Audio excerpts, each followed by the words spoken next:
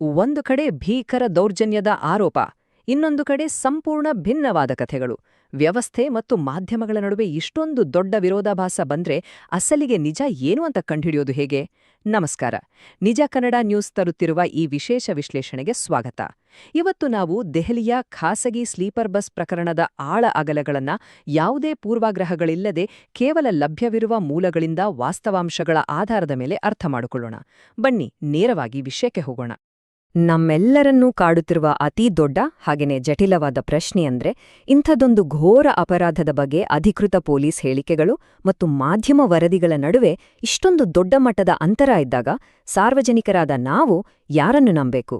ಈ ಇಡೀ ರಿಪೋರ್ಟ್ನ ಕೇಂದ್ರಬಿಂದುವೇ ಈ ಗೊಂದಲ. ಈ ಎರಡು ಭಿನ್ನ ನಿರೂಪಣೆಗಳನ್ನ ನಾವೀಗ ತಟಸ್ಥವಾಗಿ, ಬಹಳ ನಿಷ್ಪಕ್ಷಪಾತವಾಗಿ ವಿಶ್ಲೇಷಣೆ ಮಾಡೋಣ. ಮೊದಲನೇದಾಗಿ, ಈ ದೆಹಲಿ ಬಸ್ ದೌರ್ಜನ್ಯ ಪ್ರಕರಣದ ವಾಸ್ತವಾಂಶಗಳ ಹಿನ್ನೆಲೆ ಏನು ಹಾಗೂ ಘಟನೆ ಹೇಗೆ ಬೆಳಕಿಗೆ ಬಂತು ಅನ್ನೋದನ್ನ ಸ್ಪಷ್ಟಪಡಿಸಿಕೊಳ್ಳೋಣ. ಲಭ್ಯವಿರುವ ಮಾಹಿತಿಯನ್ನ ಕಾಲಾನುಕ್ರಮದಲ್ಲಿ ನೋಡೋದಾದ್ರೆ, ಘಟನೆ ನಡೆದಿದ್ದು ಮೇ 11ನೇ ತಾರೀಕು ತಡರಾತ್ರಿ ರಾಣಿಬಾಗ್ ಅನ್ನೋ ಜಾಗದಲ್ಲಿ ಅಂತ ಪೊಲೀಸರು ತಿಳಿಸಿದ್ದಾರೆ. ಆಶ್ಚರ್ಯ ವಿಷಯ ಅಂದ್ರೆ, ಅದೇ ರಾತ್ರಿ ಸಂತ್ರಸ್ತೆ ಹೇಗೋ ಧೈರ್ಯ ಮಾಡಿ ಆರೋಪಿಗಳಲ್ಲಿ ಒಬ್ಬನ ಮೊಬೈಲ್ ಫೋನನ್ನೇ ಬಳಸ್ಕೊಂಡು ಪೊಲೀಸ್ ಕಂಟ್ರೋಲ್ ರೂಮ್ಗೆ ಕರೆ ಮಾಡೋದ್ರಲ್ಲಿ ಯಶಸ್ವಿಯಾಗಿದ್ದಾಳೆ. ಇದಾದ ನಂತರ ಗುರುವಾರದಂದು ಅಧಿಕೃತವಾಗಿ ಎಫ್ಐಆರ್ ದಾಖಲಾಯಿತು, ಬಂಧನ ಕೂಡ ಆಯಿತು, ಹಾಗೆ ವಾಹನವನ್ನು ಜಪ್ತಿ ಮಾಡಲಾಯಿತು. ಈ ತ್ವರಿತ ಕಾರ್ಯಾಚರಣೆಯ ಫಲವಾಗಿ 40 ವರ್ಷದ ಉಮೇಶ್ ಕುಮಾರ್ ಮತ್ತು 45 ವರ್ಷದ ರಾಮೇಂದರ್ ಎಂಬ ಇಬ್ಬರು ಬಸ್ ಚಾಲಕರನ್ನ ಪೊಲೀಸರು ತಕ್ಷಣವೇ ಬಂಧಿಸಿದ್ದಾರೆ. ಅಪರಾಧ ನಡೆದಿದೆ ಎನ್ನಲಾದ ಆ ಖಾಸಗಿ ಸ್ಲೀಪರ್ ಬಸ್ ಅನ್ನು ಕೂಡ ವಶಪಡಿಸಿಕೊಳ್ಳಲಾಗಿದೆ. ನೋಡಿ, ಇವಿಷ್ಟು ಈವರೆಗೆ ನಿರ್ವಿವಾದವಾಗಿರುವ, ಎಲ್ಲರೂ ಒಪ್ಪಿಕೊಂಡಿರುವ ಮೂಲ ಸಂಗತಿಗಳು. ಸರಿ, ಘಟನೆಯ ಕ್ರಮವನ್ನ ನೋಡಿದ್ವಿ. ಆದ್ರೆ ಈ ಘಟನೆಯ ಹಿಂದಿನ ಕಾರಣಗಳು ಮತ್ತು ಸಂದರ್ಭದ ಬಗ್ಗೆ ಪೊಲೀಸರ ಅಧಿಕೃತ ಹೇಳಿಕೆ ಏನಿದೆ ಅನ್ನೋದನ್ನ ಈಗ ಗಮನಿಸೋಣ. ಇಲ್ಲೇ ನೋಡಿ, ಇಡೀ ಪ್ರಕರಣಕ್ಕೆ ಒಂದು ಹೊಸ ಆಯಾಮ ಸಿಗೋದು. ಔಟರ್ ದೆಹಲಿಯ deputy commissioner of police Vikram Singh ಅವರು ನೀಡಿರುವ ಹೇಳಿಕೆ ನಿಜಕ್ಕೂ ಗಮನಾರ್ಹವಾಗಿದೆ. ಅವರೇನ್ ಹೇಳ್ತಾರೆಂದ್ರೆ, ವಿಚಾರಣೆಯಿಂದ ತಿಳಿದುಬಂದದ್ದೇನೆಂದರೆ, ಮಹಿಳೆ ಮತ್ತು ಆ ಆರೋಪಿಗಳ ನಡುವೆ ಯಾವುದೋ ರೀತಿಯ ಹಣಕಾಸಿನ ಒಪ್ಪಂದವಿತ್ತು. ಅವರೆಲ್ಲರೂ ರಾಣಿಬಾಗ್ನಲ್ಲಿ ಒಟ್ಟಿಗೆ ಬಸ್ ಹತ್ತಿ ನಂಗ್ಲೂಯಿಗೆ ತೆರಳಿದ್ರು ಅಂತ. ಅಂದ್ರೆ ಪೊಲೀಸ್ ಇಲಾಖೆಯ ಪ್ರಾಥಮಿಕ ವಿಚಾರಣೆಯ ಪ್ರಕಾರ ಈ ಘಟನೆಯ ಹಿಂದೆ ಒಂದು ಹಣಕಾಸಿನ ಒಪ್ಪಂದವಿತ್ತು, ಮತ್ತೆ ಅವರು ಸ್ವಇಚ್ಛೆಯಿಂದಲೇ ಒಟ್ಟಿಗೆ ಬಸ್ ಹತ್ತಿದ್ರು ಅನ್ನೋದು ಅವರ ಅಧಿಕೃತ ವಾದ. ಆದರೆ ಕಥೆ ಅಲ್ಲಿಗೆ ಮುಗಿಯಲ್ಲ. ಇಲ್ಲೇ ನಮ್ಗೆ ಎದುರಾಗೋದು ಆ ಬಹುದೊಡ್ಡ ಆಘಾತಕಾರಿ ವಿರೋಧಾಭಾಸ. ಈ ಪ್ರಕರಣದ ಅತಿದೊಡ್ಡ ಗೊಂದಲ ಎಲ್ಲಿದೆ ಅಂತ ಈಗ ವಿಶ್ಲೇಷಣೆ ಮಾಡೋಣ. ಒಂದೆಡೆ ಪೊಲೀಸರ ಅಧಿಕೃತ ವಾದದ ಪ್ರಕಾರ ಭರವಸೆ ನೀಡಿದ ಹಣವನ್ನು ಆ ಪುರುಷರು ನೀಡದ ಕಾರಣ ಆ ಮಹಿಳೆ ಅವರೊಂದಿಗೆ ವ್ಯವಹರಿಸಲು ನಿರಾಕರಿಸಿದಳು ಅಂತ ಹೇಳಲಾಗ್ತಿದೆ. ಆದರೆ ಇನ್ನೊಂದೆಡೆ ಮಾಧ್ಯಮ ವರದಿಗಳು ಸಂಪೂರ್ಣವಾಗಿ ಬೇರೆದೇ ಆದ ಘೋರ ಕಥೆಯನ್ನು ಹೇಳ್ತಾ ಇವೆ. ಮಾಧ್ಯಮಗಳ ಪ್ರಕಾರ ಆ ಮಹಿಳೆ ಕೆಲಸ ಮುಗಿಸಿ ಹಿಂದಿರುಗುತ್ತಿದ್ದಾಗ ಬಸ್ ಚಾಲಕ ಮತ್ತು ನಿರ್ವಾಹಕ ಆಕೆಯನ್ನ ಬಲವಂತವಾಗಿ ಬಸ್ನೊಳಗೆ ಎಳೆದುಕೊಂಡು ಹೋಗಿದ್ದಾರೆ. ಸ್ವಲ್ಪ ಯೋಚನೆ ಮಾಡಿ, ಒಂದು ಕಡೆ ಹಣಕಾಸಿನ ಒಪ್ಪಂದದ ಮಾತು, ಇನ್ನೊಂದು ಕಡೆ ಬಲವಂತದ ಹಿಂಸಾತ್ಮಕ ಅಪಹರಣ. ಈ ಎರಡು ಭಿನ್ನ ನಿರೂಪಣೆಗಳೇ ಸಾಕಷ್ಟು ಆತಂಕಕಾರಿ ಪ್ರಶ್ನೆಗಳನ್ನ ಹುಟ್ಟುಹಾಕಿದೆ. ಈ ಮಟ್ಟದ ತೀವ್ರ ವಿರೋಧಾಭಾಸವಿದ್ದಾಗ ಇದು ಕೇವಲ ಸಾರ್ವಜನಿಕ ವಲಯದಲ್ಲಷ್ಟೇ ಅಲ್ಲ, ಉನ್ನತ ಮಟ್ಟದ ಪ್ರಾಧಿಕಾರಗಳಲ್ಲೂ ಸಂಚಲನ ಮೂಡಿಸಿದೆ. ರಾಷ್ಟ್ರೀಯ ಮಹಿಳಾ ಆಯೋಗ ಕೈಗೊಂಡ ಕಠಿಣ ಕ್ರಮದ ಬಗ್ಗೆ ಈಗ ಗಮನಹರಿಸೋಣ.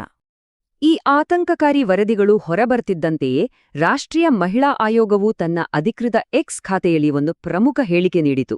ದೆಹಲಿಯ ಖಾಸಗಿ ಸ್ಲೀಪರ್ ಬಸ್ನಲ್ಲಿ ಮಹಿಳೆಯ ಮೇಲೆ ನಡೆದಿದೆ ಎನ್ನಲಾದ ಸಾಮೂಹಿಕ ಅತ್ಯಾಚಾರದ ಕುರಿತ ಅತ್ಯಂತ ಆತಂಕಕಾರಿ ಮಾಧ್ಯಮ ವರದಿಗಳನ್ನು ಆಯೋಗವು ಸ್ವಯಂ ಪ್ರೇರಿತವಾಗಿ ಅಂದ್ರೆ ಸುಮೋಟೋ ಆಗಿ ಪರಿಗಣನೆಗೆ ತಗೊಂಡಿದೆ ಅಂತ ಸ್ಪಷ್ಟಪಡಿಸಿದೆ. ಆಕೆಯನ್ನ ಬಲವಂತವಾಗಿ ಎಳೆದುಕೊಂಡು ಹೋಗಿ ದೌರ್ಜನ್ಯ ಎಸಗಿದ್ದಾರೆ ಅನ್ನೋ ಮಾಧ್ಯಮಗಳ ರಿಪೋರ್ಟ್ ಇತ್ತಲ್ವಾ, ಅದೇ ಆಯೋಗದ ಈ ದಿಢೀರ್ ಮಧ್ಯಪ್ರವೇಶಕ್ಕೆ ಪ್ರಮುಖ ಕಾರಣವಾಯಿತು. ಮಹಿಳಾ ಆಯೋಗ ಕೇವಲ ಹೇಳಿಕೆ ನೀಡಿ ಸುಮ್ಮನಾಗಿಲ್ಲ, ಬದಲಾಗಿ ನೇರವಾಗಿ ಕಟ್ಟುನಿಟ್ಟಿನ ಸೂಚನೆಗಳನ್ನೇ ನೀಡಿದ್ದಾರೆ. ಅವರು ಕೇಳಿರೋದು ಪ್ರಮುಖವಾಗಿ 4 ಅಂಶಗಳನ್ನ. ಮೊದಲನೇದಾಗಿ, ಕರಾರುವಾಗಿ 7 ದಿನಗಳಲ್ಲಿ ಇದುವರೆಗೂ ಕೈಗೊಂಡ ಕ್ರಮಗಳ ಸಂಪೂರ್ಣ ವರದಿಯನ್ನ ಸಲ್ಲಿಸಬೇಕು. ಎರಡನೇದಾಗಿ, ಸಂತ್ರಸ್ತೆಯ ಸುರಕ್ಷತೆಗೆ ಏನೇನು ಕ್ರಮಗಳನ್ನ ಕೈಗೊಳ್ಳಲಾಗಿದೆ ಅನ್ನೋದರ ವಿವರ ಕೊಡಬೇಕು. ಮೂರನೇದಾಗಿ, ಸಂತ್ರಸ್ತೆ ಮತ್ತು ಆಕೆಯ ಕುಟುಂಬಕ್ಕೆ ಅಗತ್ಯವಿರುವ ಪುನರ್ವಸತಿ ಬೆಂಬಲವನ್ನ ಖಚಿತಪಡಿಸಬೇಕು. ಮತ್ತೆ ಕೊನೆಯದಾಗಿ, ಆ ಬಸ್ ಆಪರೇಟರ್ ಮತ್ತು ಮಾಲೀಕರ ಸಂಪೂರ್ಣ ಮಾಹಿತಿಯನ್ನ ಒದಗಿಸುವಂತೆ ಆದೇಶಿಸಿದೆ. ಇದು ವ್ಯವಸ್ಥೆಯನ್ನ ಹೊಣೆಗಾರರನ್ನಾಗಿಸುವ ಹಾಗೂ ಕಾನೂನಿನಲ್ಲಿ ಪಾರದರ್ಶಕತೆ ತರುವ ಬಹುದೊಡ್ಡ ಹೆಜ್ಜೆ ಅಲ್ವಾ? ಈ ಘಟನೆ ಕೇವಲ ಆ ಇಬ್ಬರು ಆರೋಪಿಗಳಿಗೆ ಮಾತ್ರ ಸೀಮಿತವಾಗಿ ಉಳಿಯಲ್ಲ. ಇದು ನಮ್ಮ ದೈನಂದಿನ ಸಾರಿಗೆ ವ್ಯವಸ್ಥೆಯಲ್ಲಿನ ಸುರಕ್ಷತೆಯ ಬಗ್ಗೆನೇ ಬಹುದೊಡ್ಡ ಪ್ರಶ್ನೆಗಳನ್ನು ನಮ್ಮ ಮುಂದಿಡುತ್ತೆ.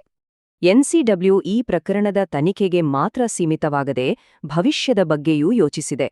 ದೆಹಲಿಯ ಸಾರ್ವಜನಿಕ ಮತ್ತು ಖಾಸಗಿ ಸಾರಿಗೆ ವ್ಯವಸ್ಥೆಗಳಲ್ಲಿ ಮಹಿಳೆಯರ ಸುರಕ್ಷತೆಯನ್ನ ಬಲಪಡಿಸಲು ಏನೇನು ತಡೆಗಟ್ಟುವ ಮತ್ತು ಸರಿಪಡಿಸುವ ಕ್ರಮಗಳನ್ನ ತೆಗೆದುಕೊಳ್ಳಲಾಗುತ್ತಿದೆ ಅನ್ನೋದರ ವಿವರಗಳನ್ನ ಒದಗಿಸುವಂತೆ ಅಧಿಕಾರಿಗಳಿಗೆ ನಿರ್ದೇಶನ ನೀಡಿದೆ. ವಿಶೇಷವಾಗಿ ತಡರಾತ್ರಿ ಪ್ರಯಾಣಿಸುವಾಗ ಮಹಿಳೆಯರು ಎದುರಿಸುವ ಆತಂಕ ಮತ್ತು ಅಪಾಯಗಳನ್ನ ಕಡಿಮೆ ಮಾಡಲು ವ್ಯವಸ್ಥಿತ ಹಾಗೂ ಶಾಶ್ವತ ಬದಲಾವಣೆಗಳ ಅಗತ್ಯ ಎಷ್ಟಿದೆ ಅನ್ನೋದನ್ನ ಇದು ಸ್ಪಷ್ಟವಾಗಿ ತೋರಿಸುತ್ತೆ. ಈ ಇಡೀ ವಿಶ್ಲೇಷಣೆಯ ಅಂತ್ಯದಲ್ಲಿ ನಾವೆಲ್ಲರೂ ನಮ್ಮನ್ನೇ ಕೇಳಿಕೊಳ್ಳಬೇಕಾದ ಹಾಗೂ ಒಟ್ಟಾಗಿ ಎದುರಿಸಬೇಕಾದ ಗಂಭೀರವಾದ ಪ್ರಶ್ನೆ ಇದು.